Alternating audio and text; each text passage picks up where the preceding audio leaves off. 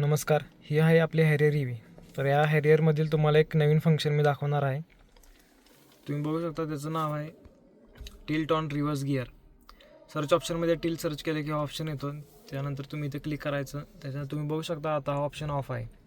तर हे फंक्शन असं वर्क करतं जेव्हा तुम्ही रिव्हर्स गिअर टाकता.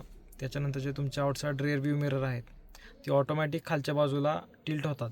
आणि त्याच्यानंतर तुम्ही जेव्हा गाडी परत न्यूट्रल किंवा ड्राईव्ह मोडमध्ये टाकता तेव्हा ऑटोमॅटिक मिरर ह्या पोझिशनला येतात. तर आता मी हा ऑप्शन ऑन करत आहे आणि आता तुम्हाला मिररची पोझिशन दाखवत आहे, मिरर कोणत्या पोझिशनला आहेत. आता त्याच्यानंतर मी गाडी रिव्हर्स मोडमध्ये टाकतो. तुम्ही बघू शकता मिरर ऑटोमॅटिक खालच्या बाजूला टिल्ट झाला आहे.